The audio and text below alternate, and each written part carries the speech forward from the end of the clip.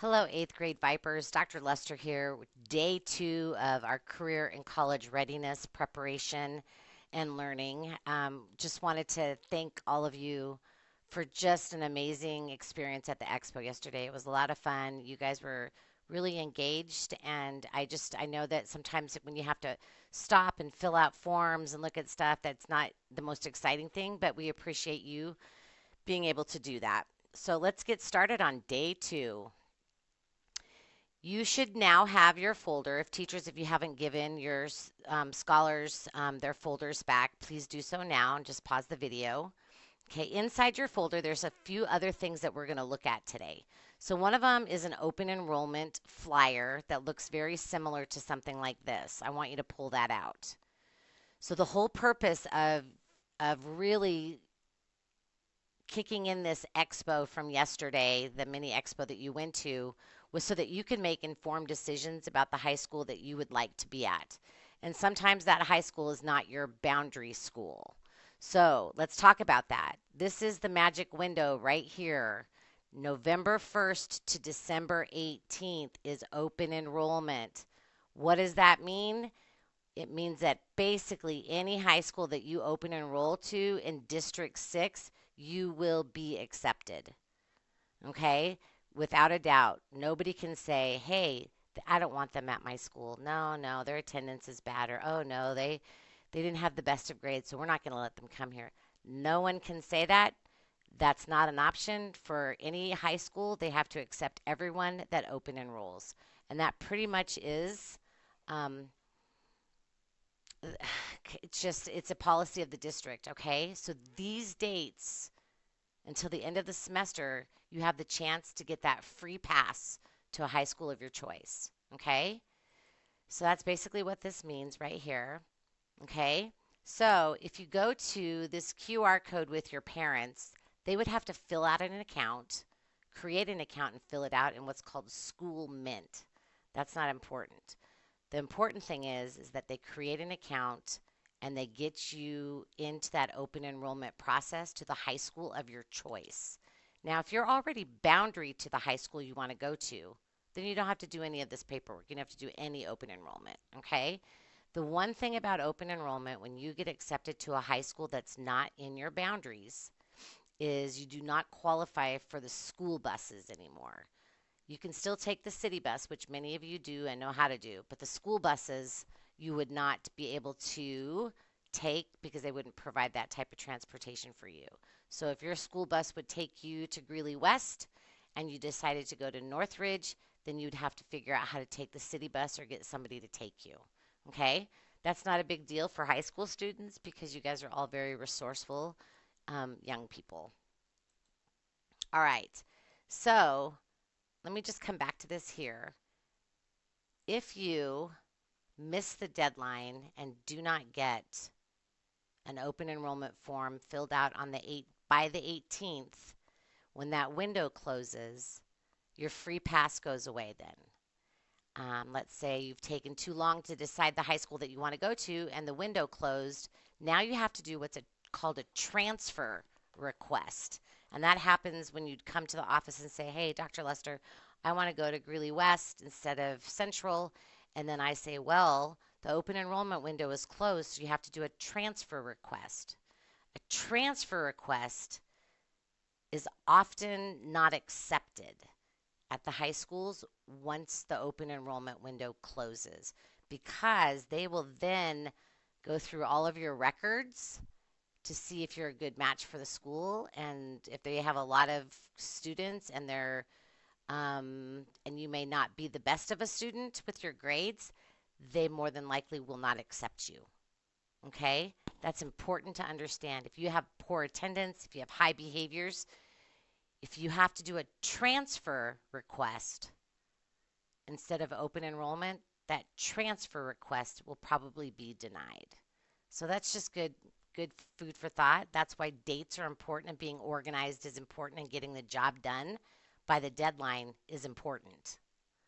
Okay? Once you open enroll, you will get information sent to you by February 1st to say, yep, You got to go in and finish your open enrollment acceptance. Let's say you open enroll and they're like, oh, yes, Greeley Central wants you to come to their school. They've accepted you. So you have to go in and accept the offer before it is no longer available. Okay? You have to set the offer before it's no longer available. You have 2 weeks to get that done. After your 2 weeks goes, then they close it down. Okay? So tonight we are going to have a meeting for your parents. And it would be great if you could come back from 6 to 7 so that we could talk to your parents about this, share some information about what we've learned about your experiences at the expo. You have to talk to your parents if you do not want to go to the high school that you're boundary to. It's very important. You want to have the best start that you can have when you're heading into your freshman year. Okay? So, with that said, let's talk high school prep talk. Okay? When you go to high school, you must earn credits and have to seek graduation requirements in order to graduate with a diploma. It's not like middle school where you receive a grade and even if you fail the class, you still get to go on to the next grade. It's not like that at all. That stops. This is your last opportunity to clean it up before you go to high school. Okay? So I need you to pull out your credit check form. It's the purple form in your folder. So what are credits? Credits are earned when you pass a class. So if you pass a class with a D or better, one semester equals a 0.5. So let's say you're taking your math class, you pass it with a B, then you've earned a 0.5 credit. If you're passing a full year of that class, you get 1 credit. So you get a full credit for that. So semester 1 and semester 2 of math, English, social studies, and science, for both semesters, you will earn 1 credit total. 0.5, 0.5. Passing grades are A, B, C, and D. Having an F will not get you credit, and you will have to retake the class to get the credit. So that's the bummer. If you fail a core class, you must retake that core class the next year. So you failed math, 9th grade math. You have to retake 9th grade math when you're a 10th grader, plus at the same time, you are taking 10th grade math. So you will have 2 math classes on your schedule, and you will not be allowed to take an elective of interest. So when you fail, you must retake the class. No ifs, ands, or buts about it.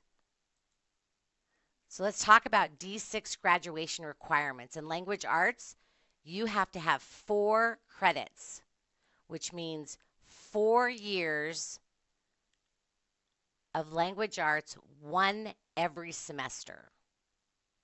Social studies, you have to have 3 years of social studies, 1 each semester for 3 years. Math, 3 years. Science, 3 years. Physical education, a year and a half. Electives, you can have 7.5 credits in electives by the time you graduate. So that depends on how you do with your core classes will determine these electives and how many you get. So 22 credits is required in order to graduate from high school. So this is the credit requirement to graduate from high school. Remember, semester 1 plus semester 2 equals 1 credit. So for language arts, you will take a language arts class every semester for all 4 years of high school. Okay?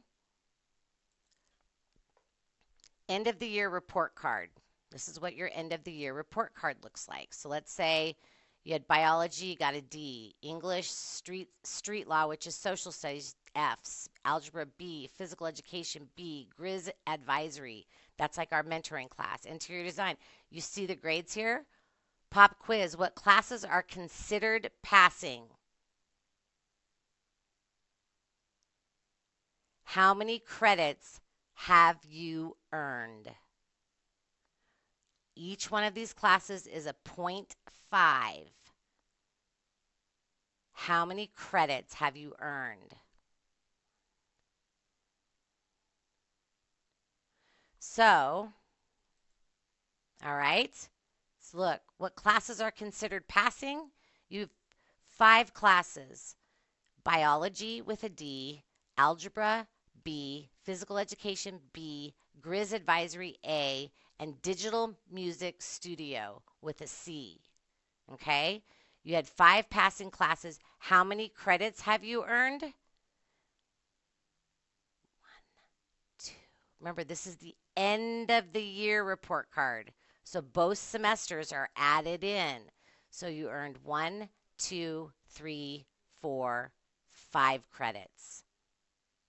Add those 5 credits to the 22, and that's good work. Okay? Let's talk about one more thing here. Oh, PE is a 0.5. Yeah, I screwed it up. Yep, 1, 2, 3, 4, 5. Yes. Digital Music Studio is a 0.5. Okay, so because these classes right here are semester long. So you take Digital Music Studio just for a semester, that's why it's a 0.5. You take Physical Education just for a semester, that's why it's 0.5. So maybe you only had it for one semester, okay? I know that sounds confusing, but when you look at your credit check sheet, the purple sheet that's sitting in front of you, all of those boxes need to be filled in with the letter grade of passing, okay? So why is it important to pass your classes? Eligibility for clubs and sports, more class options, graduating earlier, having free periods, being competitive for more colleges, scholarships, and job programs.